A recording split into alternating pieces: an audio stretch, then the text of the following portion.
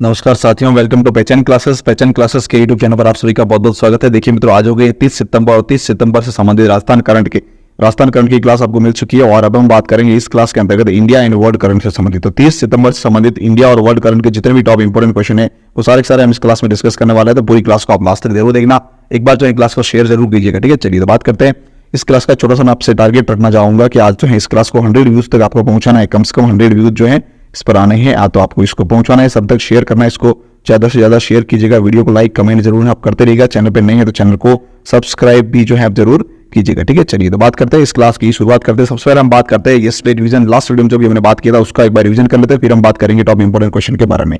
तो कल last video के अंदर हमने डिस्कस किया था हाल ही में प्रारंभ चेतन जल विद्युत संयंत्र परियोजना का संबंध किससे है, तो वह है सिक्किम जिले से। नेक्स्ट है सिक्किम से हाल ही में चर्चा में रही चाक परियोजना का संबंध किससे है, तो वह छत्तीसगढ़ से है। फिर है 53वां दादा साहब फाल्के पुरस्कार से किसे सम्मानित किया गया, तो वहीदा रहमान को इससे सम्मानित किया गया। विश्व पर्यटन दिवस 2023 के थीम क्या थी, तो वह है पर्यटन और हरित निवेश, ठीक है। नेक्स्ट हमने बात की थी हाल ही में किस राज्य सरकार द्वारा मुख्यमंत्री ग्रामीण आवास न्याय योजना की शुरुआत की गई, तो छत्तीसगढ़ के द्वारा ये शुरुआत की गई है। फिर हमने बात की थी हाल ही में पेम्बरथी और चंदलापुर को किस राज्य के सर्वश्रेष्ठ पर्यटन गांव के रूप में चुना गए हैं, तो वह तेलंगाना के हैं।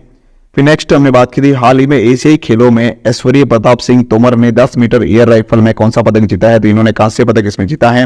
निम्न में से किस स्थान पर भारत ऊर्जा शिखर सम्मेलन 2023 का उद्घाटन किया गया, तो नई दिल्ली के अंतर्गत जो है इसका उद्घाटन किया गया है। फिर world leader for piece and security award 2023 किसे प्रदान किया गया, तो यह माता अमृतानंदमयी देवी को प्रदान किया गया है। तो ये थी हमारा यूजुअली रिवीजन। अब हम बात करते हैं आज के टॉप इंपोर्टेंट क्वेश्चन के बारे में। देखिए फर्स्ट क्वेश्चन आपके सामने देख रखा है, हाल ही में 13वां हिंद प्रशांत सेना प्रमुखों का सम्मेलन कहां पर हुआ है। काफी अच्छा क्वेश्चन है। हाल ही में 13वां हिंद प्रशांत सेना प्रमुखों का सम्मेलन कहां पर हुआ है, तो यह हुआ है भाई भारत के अंतर्गत। भारत में कहां हुआ, तो नई दिल्ली के अंतर्गत हुआ है, ठीक है। तो यहाँ पे हमारा डी ऑप्शन बिल्कुल सही रहेगा। देखिए इसके बारे में फैक्ट, ये सम्मेलन हुआ है 13वां हिंद प्रशांत सेना प्रमुख सम्मेलन 26-27 सितंबर 2023 को नई दिल्ली के मानेकशॉ सेंटर में आयोजित हुआ है, ठीक है। फिर है कि अमेरिकी सेना ने इस सम्मेलन की सह मेजबानी की है। इस कार्यक्रम में 30 देशों की भागीदारी देखी गई है। तो कहां पर हुआ है, तो याद रखना इंडिया की दिल्ली के अंतर्गत, और कब हुआ है, तो 26 से 27 सितंबर 2023 को, ठीक है, हाल ही में। चलिए नेक्स्ट क्वेश्चन है, हाल ही में इंडिया स्मार्ट सिटी कॉन्क्लेव 2023 का आयोजन कहां पर किया गया। इसका आयोजन मुंबई के अंतर्गत इंदौर के अंतर्गत किया गया। इसका आयोजन कहां किया गया, इसका आयोजन जो है वो किया गया है कहां पर, इंदौर के अंतर्गत जो है इसका आयोजन किया गया है। तो यहाँ पे हमारा बी ऑप्शन बिल्कुल इसका करेक्ट रहेगा। इंदौर कहां है, एमपी के अंतर्गत, मध्य प्रदेश में, ठीक है। तो इसके फैक्ट देखिएगा, आवास और शहरी मामलों में के मंत्रालय भारत सरकार ने 26-27 सितंबर 2023 को brilliant convention centre Indore Madhya Pradesh में इंडिया स्मार्ट सिटीज कॉन्क्लेव 2023 का आयोजन किया है। कॉन्क्लेव में लगभग 100 स्मार्ट शहरों की भागीदारी देखी गई थी, ठीक है। चलिए तो इसके बारे में नेक्स्ट क्वेश्चन है, इंडियन स्मार्ट सिटीज कॉन्क्लेव 2023 में किस राज्य ने सर्वश्रेष्ठ राज्य का खिताब जीता है, तो इसमें मध्य प्रदेश ने सर्वश्रेष्ठ राज्य का खिताब जीता है, यानी कि बी ऑप्शन इसका हमारा बिल्कुल करेक्ट होगा। फैक्ट देखिए इसके बारे में, मध्य प्रदेश के इंदौर ने सर्वश्रेष्ठ स्मार्ट सिटी का पुरस्कार भी जीता है। इंदौर में आयोजित इंडिया स्मार्ट सिटीज कॉन्क्लेव 2023 में राष्ट्रपति द्रौपदी मुर्मू द्वारा यह अवार्ड दिया गया है।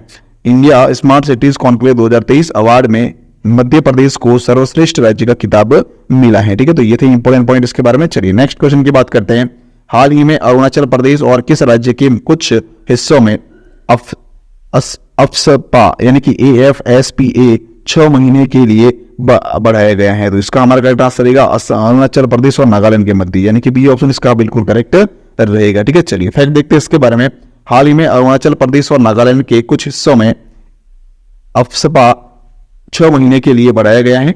आधार से जुड़ा जन्म पंजीयन शुरू करने वाला पूर्वोत्तर राज्य जो है वो पहला राज्य कौन बना है, नागालैंड बना है। नेक्स्ट है फंगनॉन कोनियाक राज्यसभा की अध्यक्षता करने वाला नागालैंड की पहली महिला सांसद बनी है। नेक्स्ट है नागालैंड को आधिकारिक तौर पर लंपी त्वचा रोग पॉजिटिव घोषित किया गया है। फिर है कि आरबीआई ने पूर्वोत्तर में नागालैंड में अपना क्षेत्रीय कार्यालय भी खोला है, ठीक है। तो ये नागालैंड से संबंधित और कुछ अन्य फैक्ट थे। चलिए बात करते हैं नेक्स्ट क्वेश्चन नंबर 5 के बारे में, हाल ही में किस देश ने T20 में सर्वोच्च स्कोर का रिकॉर्ड बनाया है, तो वह बनाया है नेपाल ने, यानी कि यहाँ पे ये ऑप्शन इसका हमारा बिल्कुल सही होगा। फिर देखिए नेक्स्ट क्वेश्चन है, हाल ही में नेपाल ने T20 में सर्वोच्च स्कोर का रिकॉर्ड बनाया है।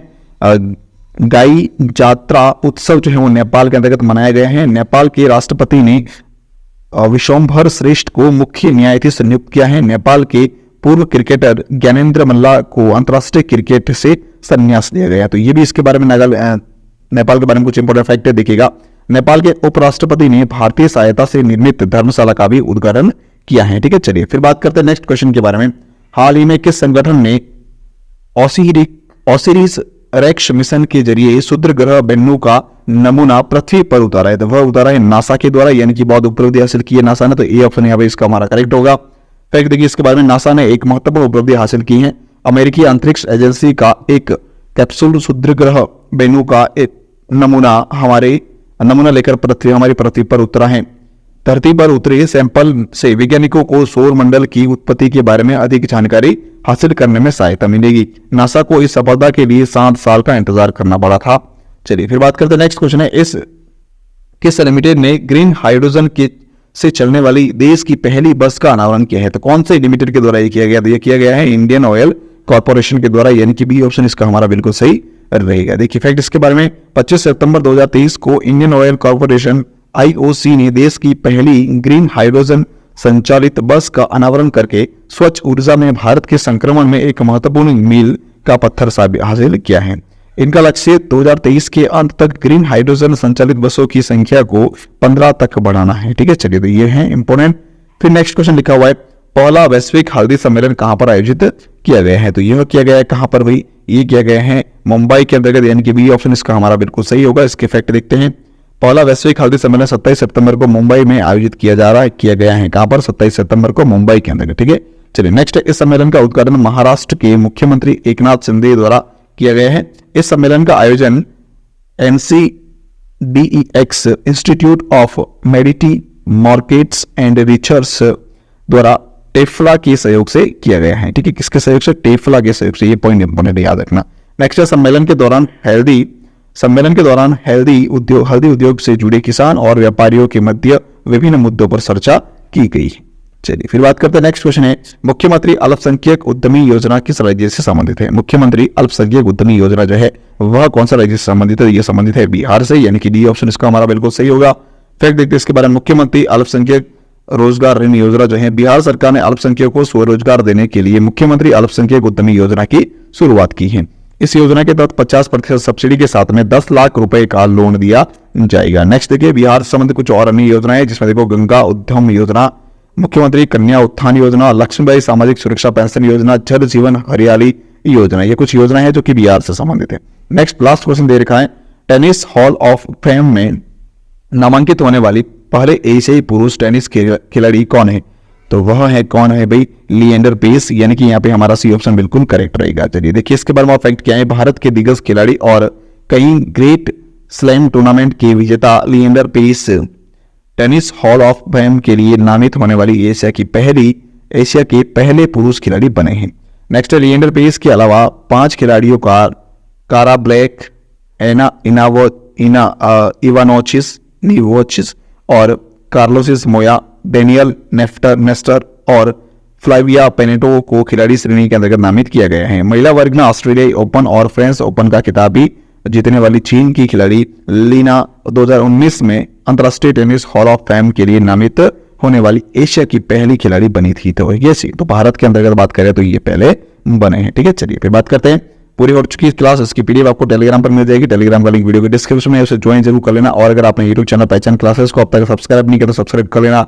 वीडियो को लाइक, शेयर और कमेंट करते जरूर रहेगा। ठीक है, चलिए टेलीग्राम को ज्वाइन जरूर करना। थैंक यू सो मच, पूरी क्लास देखने के लिए बहुत बहुत धन्यवाद।